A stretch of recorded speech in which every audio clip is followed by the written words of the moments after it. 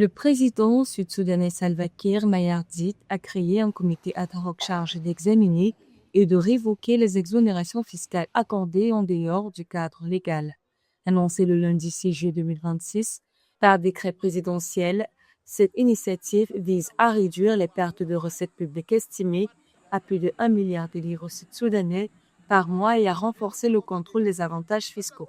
Le comité, composé de 5 ministres clés, notamment les finances, la justice et l'intérieur, devra identifier les exemptions irrégulières, proposer des sanctions contre leurs bénéficiaires et acteurs et remettre un rapport préliminaire dans un délai de 30 jours, puis un rapport final dans les 60 jours.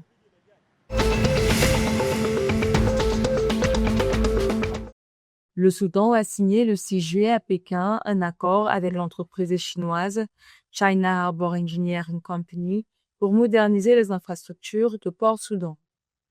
Le projet prévoit la réhabilitation des équipements, la modernisation des systèmes et le développement de nouvelles installations afin d'accroître les capacités d'un port dont les infrastructures peinent à suivre la hausse du trafic maritime. Cette modernisation est stratégique pour le pays, le secteur portuaire assurant entre 60% et 70% des recettes fiscales et douanières nationales.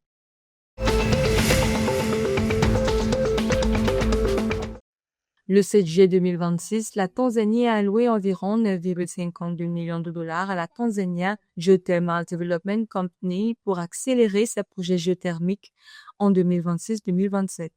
Le financement soutiendra notamment le forage de 3 puits à Ngozi, situé dans le sud-ouest de la Tanzanie, de 70 MW, et la préparation des Sideke Chombaka, situé dans le sud-ouest de la Tanzanie, de 60 MW, dans l'objectif d'atteindre 130 MW d'énergie géothermique d'ici 2030.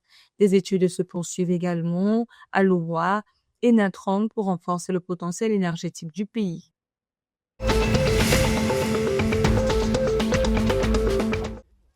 Le 7 juillet 2026, le laboratoire australien Highland Pharma a obtenu l'autorisation d'utiliser son antiviral Galitsivir dans le cadre de l'épidémie d'Ebola de Bundibugyo en Ouganda. Le traitement sera ainsi déployé cette année 2026 dans le cadre du programme MURI et de l'OMS, permettant de recueillir des données sur son efficacité et sa sécurité auprès des patients alors qu'aucun traitement homologué n'existe encore contre cette souche du virus.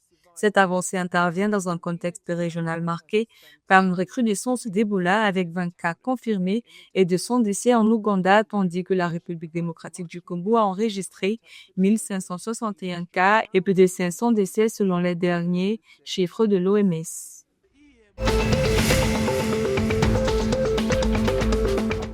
Le défenseur international rwandais Clément Niyingena va poursuivre sa carrière en première ligue égyptienne.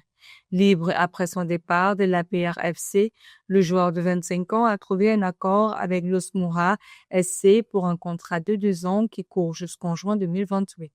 L'ancien capitaine de la défense de l'APR-FC avait attiré l'intérêt de plusieurs clubs nord-africains avant de choisir la formation basée au Caire, où il finalisera son transfert après un stage avec la sélection rwandaise. L'accord officiel pour ce transfert a été conclu et annoncé le mardi 7 juillet 2026 après des négociations menées en Égypte.